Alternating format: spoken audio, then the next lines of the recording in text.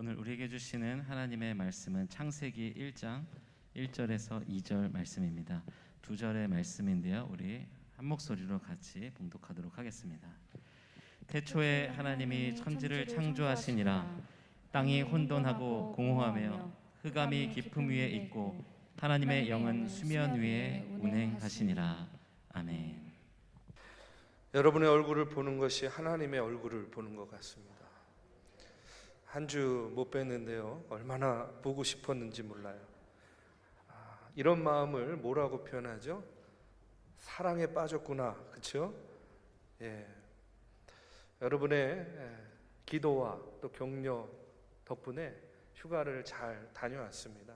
사실 어떻게 보면 개인적인 휴가인데 너무나 많은 분들이 격려해 주시고 또 도와주시고 또 기도해 주셔서 오랜만에 아버님도 뵙고 또 가족 친지들과 참으로 감사한 시간을 보내고 왔습니다.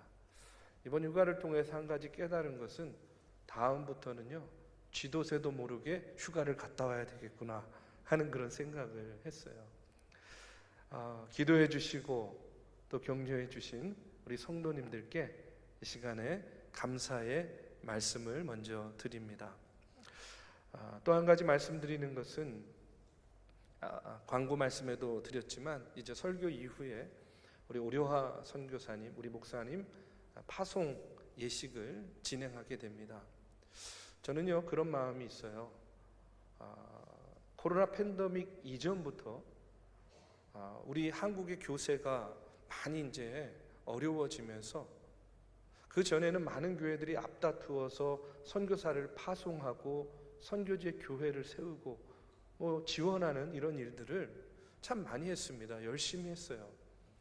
그런데 점점 그런 것들이 버거워지고 힘겨워지면서 선교사를 파송하지 않고요, 파송한 교회들도 오히려 걷어들이고 또 협력 또 지원을 걷어들이는 그런 일들을 많이 겪게 되었습니다. 특별히 코로나 팬데믹을 경험하면서 그런 일들이요 가속화된 것이 사실입니다. 근데 이런 때에 우리 중앙교회가 우리 오려하 목사님, 선교사님을 파송하는 것 대단히 의미 있는 일이다. 하나님께서 얼마나 기뻐하실까 하는 그런 마음이 있어요. 그냥 파송하는 겁니까? 우리가 키우고 우리가 양육하고 또 안수받게 하고 그리고 이제 드디어 중국으로 파송해요. 지난번에도 말씀드렸지만 저는 늘 제 믿음의 신념이 있습니다. 그것은 뭐냐면 중국이 복음화되면 세계가 복음화 될 것이다 하는 그런 신념이 있어요. 여러분, 우리 중앙교회가 이렇게 한 사람의 주의 종을 키우고 양육하고 세워서 특별히 중국에 파송하는 이 일, 누구보다 하나님께서 기뻐하실 것이고요, 저는요 우리 믿음의 성도들에게 이 시간에 감사와 박수를 드리고 싶어요. 우리 한번 하나님께 영광의 박수 돌리겠습니다.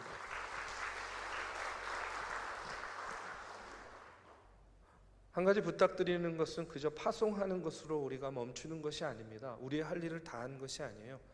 이제 우리는 보내는 선교사로서 우리 각자의 삶의 자리에서 늘 선교지를 위해서 또 선교사님들을 위해서 기도하는 일을 멈추지 말아야 될 줄로 믿습니다.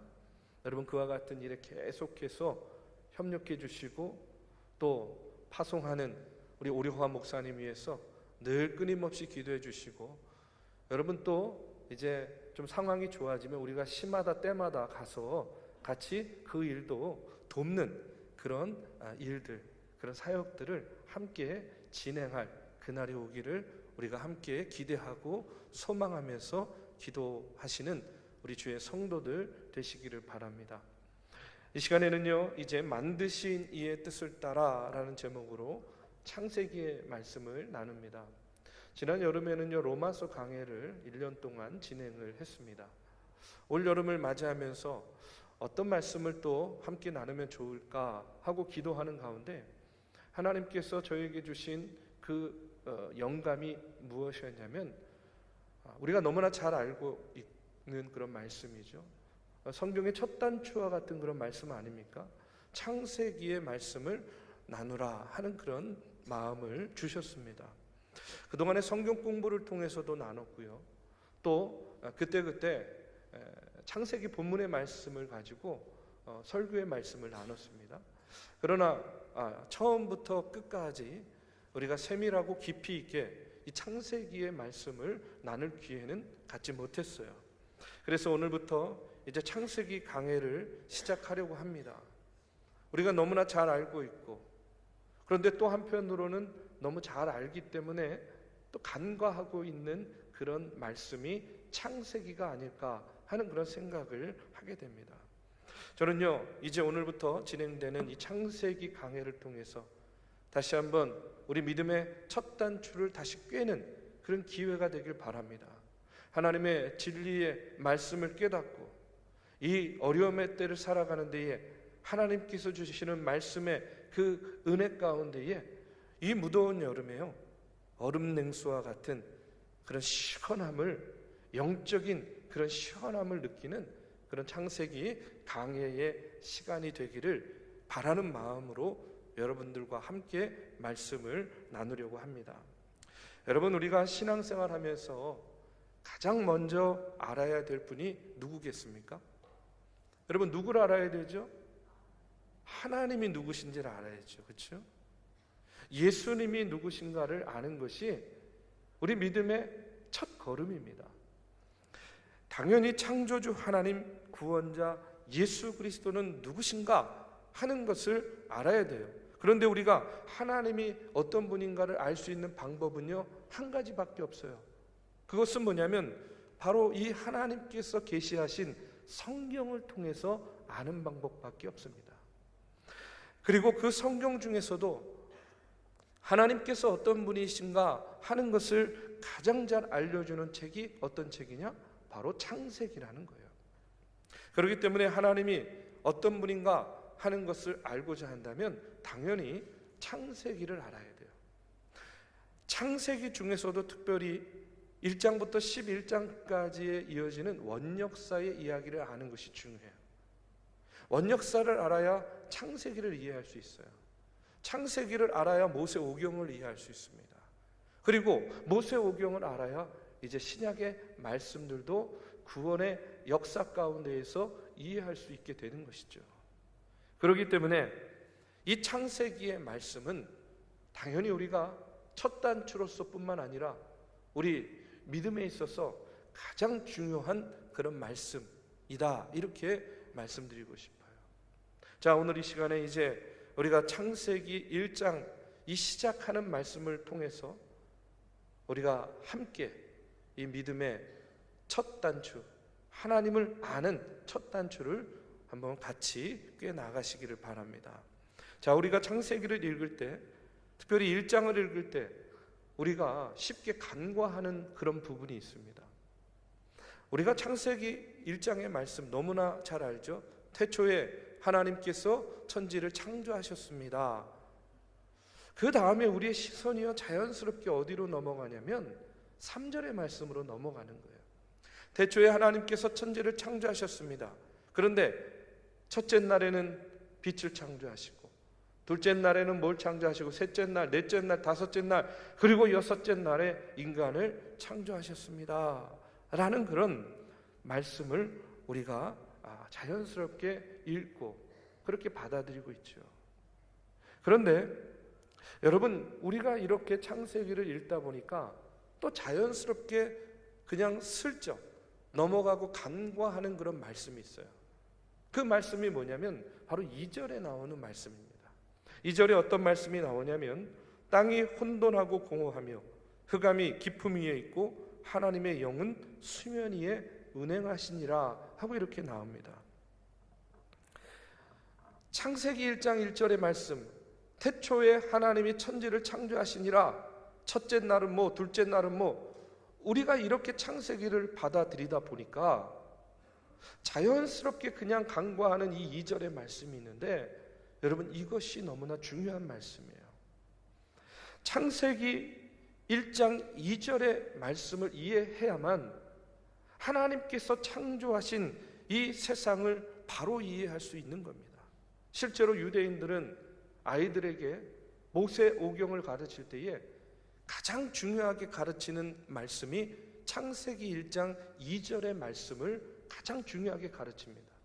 그 이유는 뭐냐면 이 말씀을 바로 이해해야만 올바른 세상적인 가치관뿐만 아니라 기독교적인 가치관, 또 하나님은 누구신가를 온전히 알고 하나님의 주권과 섭리를 바로 깨달아 아는 그런 하나님의 자녀를 만들 수 있기 때문에 유대인들은 아이를 신앙으로 가르칠 때에 가장 강조하는 말씀이 바로 창세기 1장 2절의 말씀이라는 거예요. 그런데 그것은 유대인들에게만 중요한 것이 아닙니다. 오늘을 사는 우리들에게도 이 2절의 말씀을 어떻게 우리가 이해하느냐가 대단히 중요한 거예요.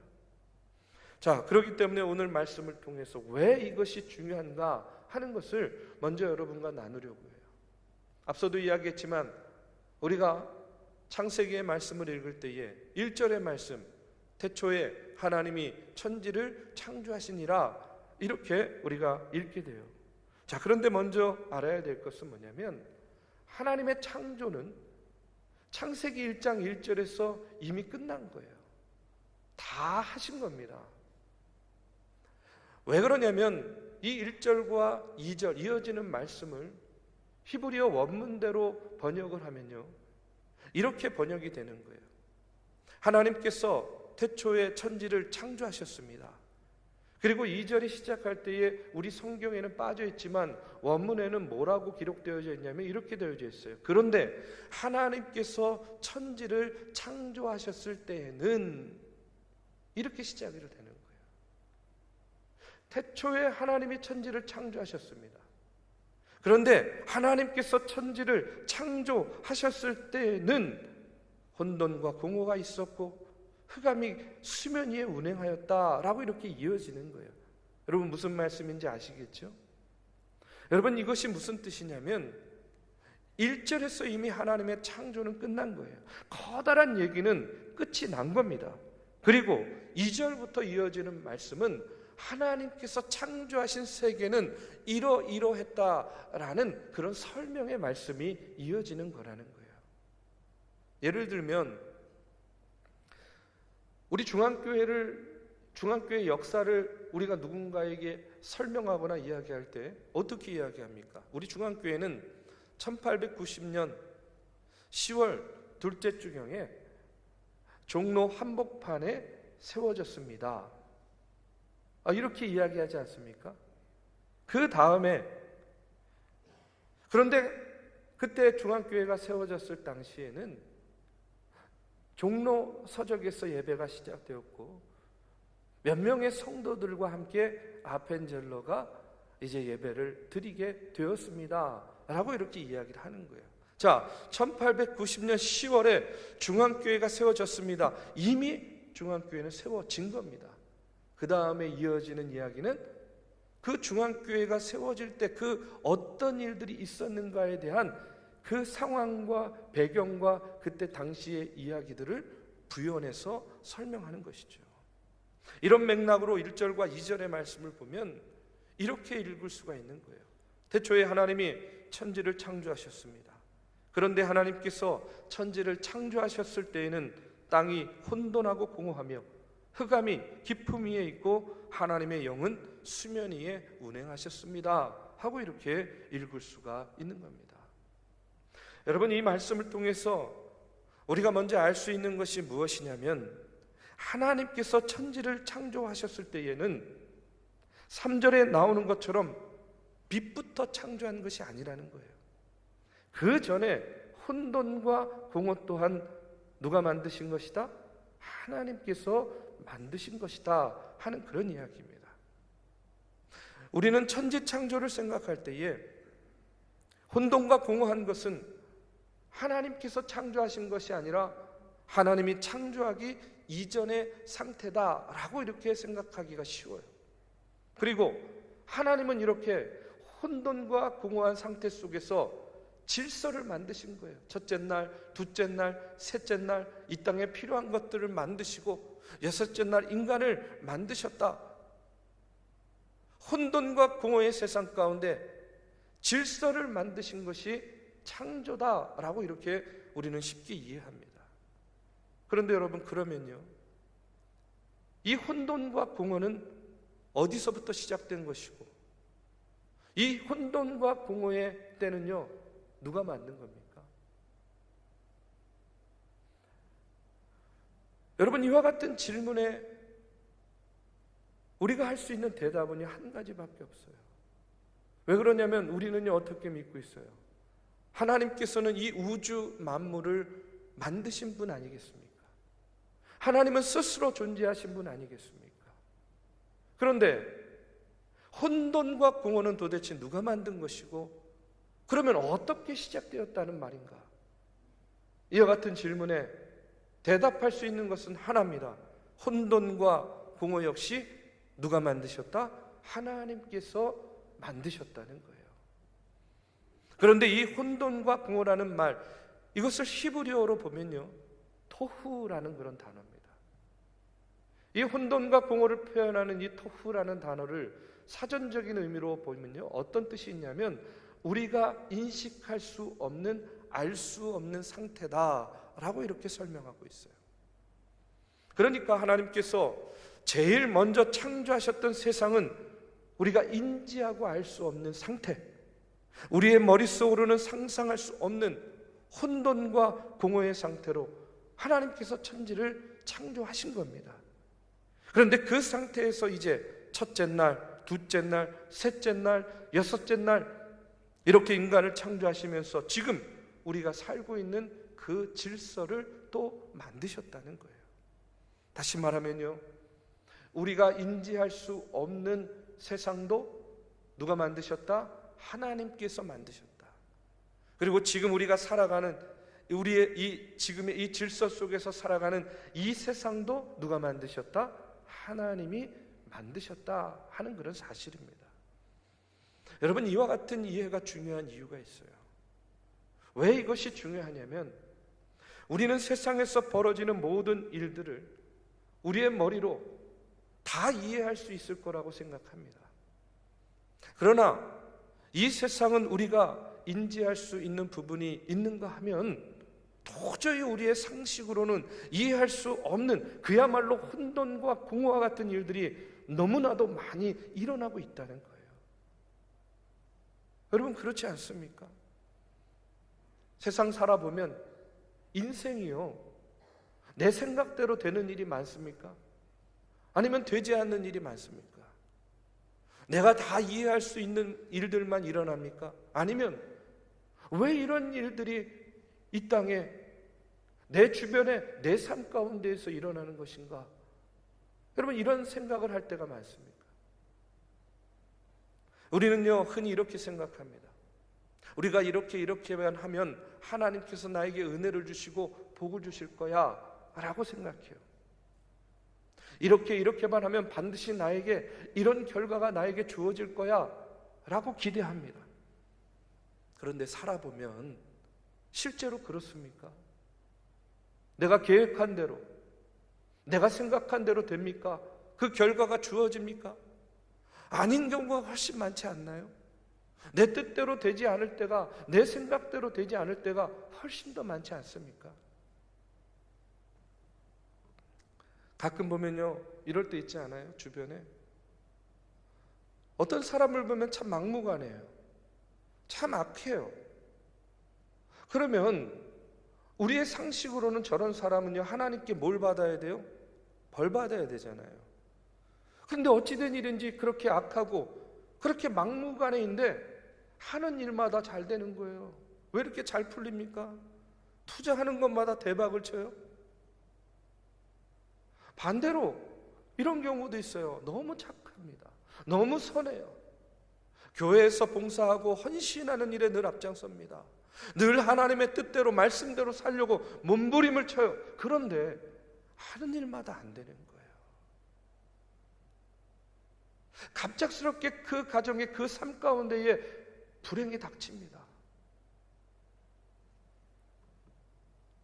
지금도 우리의 세상 가운데는, 내 삶 가운데, 내 삶의 주변에는 도저히 우리의 상식으로는 이해할 수 없는 일들이 너무나 많이 일어나고 있습니다. 제 친구 목사는요, 그 어머니께서 그 친구가 신학교에 들어간 순간부터 목사 안수 받고 이제 목사가 돼서 목회를 하는 그 순간까지요, 단 하루도 빠지지 않고 새벽에 나가서 새벽 기도회를 하면서 그 목사 아들을 위해서 열심히 기도했어요. 그런데 어느 날 역시 새벽 예배를 나가는데 그만 차에 치여서 숨졌어요. 그것도요, 뭐 무단횡단한 것도 아닙니다. 횡단보도 건너는데 그만 차가요, 건너는 권사님을 보지 못하고 친 거예요. 그 자리에서 숨을 거뒀습니다. 아니, 나쁜 일 한 것도 아니지 않아요? 아들을 위해서 새벽을 깨우며 기도하려고 나가던 그 걸음 가운데 그런 불행이 닥친 거예요. 여러분, 개인만 그렇습니까? 지금요, 세상 어때요? 전쟁 가운데 지금 러시아나 우크라이나나 얼마나 많은 사상자와 부상자들이 속출하고 있습니까? 전쟁만 그렇습니까? 우리네 삶을 보면요, 우리가 예측할 수 없는 자연재해들이 얼마나 많이 일어납니까? 그래서 세계가 몸살을 앓고 있고 수많은 무고한 사람들이요, 어처구니 없이 그 목숨을 잃는 경우가 여러분, 우리 삶 가운데 얼마나 많이 일어나고 있습니까? 개인이든 사회든 국가든 이렇게 예상치 못한 불행이 닥치면요, 우리는요, 나도 모르게 이런 의문이 들어요. 어떤 의문입니까? 자연스럽게, 아니 정말 하나님이 계시다면 왜 이런 불행이 닥치도록 그냥 내버려 두는 것일까? 여러분, 그렇지 않습니까? 그런 생각 들 때 없으세요? 갑작스럽게 찾아오는 그런 불행, 절망스러운 그런 상황들을 대하면 아무리 믿음 좋은 사람이라도 나도 모르게, 아니 정말 하나님은 전지전능하시고 무소부재하신 하나님이라고 이야기하시는데, 내가 그렇게 믿고 신앙생활 해왔는데 왜 나의 불행 가운데에 하나님은 침묵만 하고 계시는가? 왜 그냥 내버려 두시는가? 여러분, 이렇게 답답한 가운데 항변할 때 없습니까? 저는요, 목회하면서 가장 어려운 때가 있어요. 그것은 뭐냐면 성도님들의 가정에 예기치 못한 불행이 닥쳤을 때에 참 목사로서 힘듭니다. 사고나 질병으로 갑자기 가족을 잃을 때도 있어요. 갑작스러운 실패로 경제적으로 어려움을 당할 때도 있습니다. 그런 일이 생길 때 목사님 어떻게 하면 좋아요? 왜 내 삶에 이런 불행이 닥치는 걸까요? 하나님이 원하시는 게 무엇인지 잘 모르겠어요. 내가 어떻게 해야 좋을지 모르겠어요. 목사님은 어떻게 생각해서요? 뭐라고 얘기 좀 해주세요. 참 어려워요. 열심히 살았고 신앙생활도 열심히 했던 분인데 도대체 이런 불행을, 이런 절망을 통해서 하나님께서 깨닫게 하시고자 하는 것이 무엇일까? 저도요, 잘 모르겠어요. 이렇게 애통하는 성도님들을 볼 때마다 저도요, 얼마나 가슴이 아픈지 모릅니다. 그런데 여러분, 그런 절망과 불행은요, 성도들에게만 있는 것이 아니에요. 목사에게도 있습니다. 주의 종들에게도 이런 일들이 일어나는 거예요. 실제로 이번에 미국에 가서 아버님도 만나고 가족 친지들도 만났어요. 참 감사한 시간이었습니다. 근데 저희 가정 얘기를 좀 하자면요, 저희는요 4남매입니다. 2남 2녀, 제가 막내예요. 그런데 저희 가정은요, 공교롭게도 다 2명의 자녀를 뒀습니다. 그러니까 8명인 거죠, 조카들이요. 그런데 전부 아들이에요. 어떤 분들은 저보고요, 아들 둘인데 딸 하나 더 낳으시죠, 이렇게 쉽게 얘기하시는데, 여러분, 저는요 셋째도 아들일 거라고 확신합니다. 만약에 낳았다면. 그래서 안 낳는 거예요. 자, 딸이 귀한 집입니다.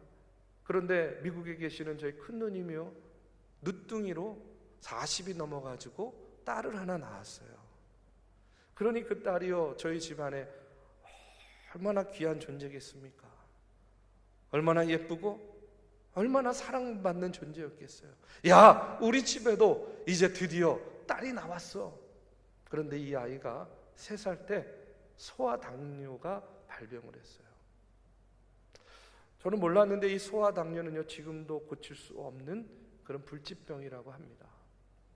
그 아이는요 3살 때부터 음식을 먹으려고 하면 항상 먼저 자기 손에서 피를 뽑아가지고 당을 체크한 다음에 거기에 맞는 정도의 인슐린을 항상 주사로 맞는 거예요.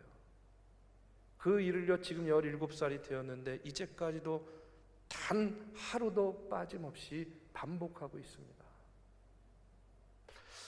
그때 당시에 제가 미국에 있을 때였는데요, 그 어린아이의 몸에 늘 바늘을 꽂는 모습을 볼 때마다 저도요 자연스럽게 그런 항변이 나오는 거예요. 기도가 나오는 거예요. 하나님, 도대체 저 아이에게 무슨 잘못이 있길래 이런 고통을 평생 짊어지고 살아야 되나요? 왜 저 아이에게 이런 고통을 주십니까? 왜 우리 가정 가운데에 이런 아픔을 주시나요? 그렇게 묻고 그렇게 기도할 수밖에 없었어요. 그런데 오늘 본문 2절의 말씀을 깨닫는 순간에 이것마저도 하나님의 섭리 가운데 있는 일이구나 하는 것을 인정하게 되었습니다. 지금 우리 안에 일어나는 모든 행복과 불행 속에서 하나님의 뜻이 무엇인지 묻지만 잘 모르겠어요. 그러나 분명한 것은 뭐냐면 그럼에도 불구하고 하나님께서는 이 세상을 주관하고 역사를 주관하시고 개인의 삶을 이끌어주고 계신다 하는 그 하나님의 창조의 섭리와 하나님의 주권을 인정해야만 된다는 사실입니다. 다시 말하면 우리가 이해할 수 있는 세상의 일들도, 그리고 우리가 이해할 수 없는 세상의 일들도 결국은 모두 하나님의 섭리의 영역 안에 있다 하는 그런 사실이에요. 이것을 깨닫고 인정해야만 여러분 오늘 우리의 삶에 언제 찾아올지 모르는 갑작스러운 불행과 절망 앞에서도 오늘 우리가 흔들리지 않을 수 있어요. 우리가 믿음을 지킬 수 있습니다. 하나님을 바라볼 수 있게 된다는 그런 이야기예요. 인생의 고비마다 하나님께 매달렸는데 내 뜻대로 되지 않는 그런 상황 가운데 실망하고 절망하면서 여러분 하나님을 원망했던 적, 저도 그렇고 여러분에게도 누구에게나 한 번쯤은 있지 않았겠어요? 자신이나 가족, 그리고 주변의 친구나 직장 동료들에게 예기치 않게 불행이 찾아와서 여러분 절망하고 애통했던 적이 왜 없었습니까? 그럴 때 우리는 하나님의 뜻이 무엇입니까? 물을 수밖에 없죠. 살아계신 하나님, 나와 함께 계시는 하나님이라고 하는데 왜 이리도 침묵만 하고 계십니까? 이렇게 항변했던 적이 한두 번이 아닐 거라고 생각해요. 자, 그런 분들 계시면요, 아니 지금도 그런 마음 갖고 계시다고 한다면 오늘 2절의 말씀을 통해서 여러분 다시 한번 우리의 마음을, 우리의 믿음을 세워나가기를 바랍니다. 혼돈과 공허, 다시 말해서 토후의 세계, 우리가 인지할 수 없는 세계까지 하나님께서 창조하셨습니다. 우리가 알 수 없다고 해서, 우리가 이해할 수 없다고 해서 천지를 만드신 하나님, 그 하나님의 세계를요 함부로 우리가 평가하면 안 돼요. 아니 그럴수록 더욱더 하나님의 섭리를 인정해야만 됩니다. 왜냐? 하나님은요 우리가 인지할 수 있는 범위를 넘어서 계시는 분입니다. 우리가 이것을 인정할 때에 하나님의 섭리와 주권을 받아들일 수가 있는 거예요. 여러분 역사 속에서 유대인만큼 민족적으로 순환을 겪은 민족이 어디 있겠습니까? 애굽에서 430년간 노예 생활했어요. 북이스라엘은 아수르에게 멸망당합니다. 남유다는 바벨론에게 멸망당합니다. 바사 제국에 의해서 오랫동안 포로 생활합니다.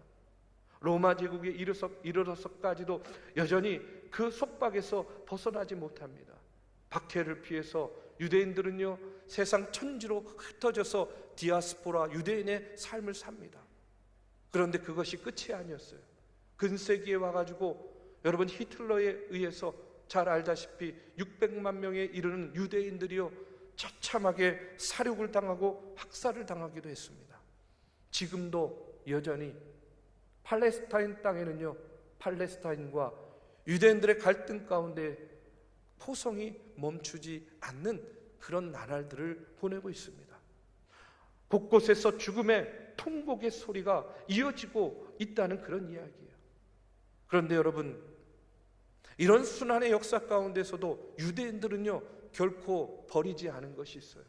그것이 뭐냐면 바로 하나님 신앙, 야훼 신앙을 버리지 않았습니다. 왜 그랬을까요? 하나님, 왜 이 백성을 이렇게 괴롭게 만드십니까? 당신이 택한 백성이라고 하면서 이렇게 사륙당하고 학살당하는데 왜 하나님은 지켜만 보고 침묵하고 계십니까? 나는 그런 하나님이라면 믿지 않겠습니다. 나는 당신이 만드신 창조물에게 이렇게 시험을 주고 시련을 주는 하나님이라면 나는 더 이상 따르지 않겠습니다. 여러분, 얼마든지 이렇게 야훼 신앙을 버리고 하나님 신앙을 버릴 수 있었어요. 그럼에도 불구하고 그들이 여전히 하나님을 붙잡고 야훼 신앙을 붙잡고 있는 이유는 바로 이 2절의 말씀. 나는 알 수 없지만, 나는 너무나 고통스럽고 애통할 일이지만, 그러나 그것 또한 하나님의 창조 섭리의 일부다 라고 그들은요 그렇게 받아들이기 때문에 어떤 인생의 고통과 절망 가운데서도 결코 하나님 신앙을 버리지 않고 있다는 사실입니다. 사랑하는 우리 믿음의 성도 여러분, 오늘 우리의 삶도, 우리의 삶의 주변에서도 여전히 우리가 도저히 이해할 수 없는 그런 일들이 벌어지고 있고 앞으로도 벌어질 것입니다. 그런데 그런 상황 가운데서, 그런 현실 가운데서 우리가 어떻게 믿음을 지켜나가겠습니까? 저는요 오늘 말씀을 통해서 태초에 천지를 만드신 하나님, 그리고 우리가 인식할 수 없는 토후의 세계까지도 창조하신 하나님을 여러분 받아들이시고 인정하시기를 주님의 이름으로 축원합니다. 그리고 나는 이해할 수 없지만 오늘 우리는요 여전히 만드신 이의 뜻에 따라서 살아가고 있고, 여러분 이 세상은 움직여가고 있음을 기억하시고 마지막 때에 예수님께서 이 땅에 오실 그날을 향해서 오늘도 한 걸음 한 걸음씩 하나님만을 바라보며 나아가는 우리 믿음의 성도들 되시기를 이 시간 주님의 이름으로 축복합니다.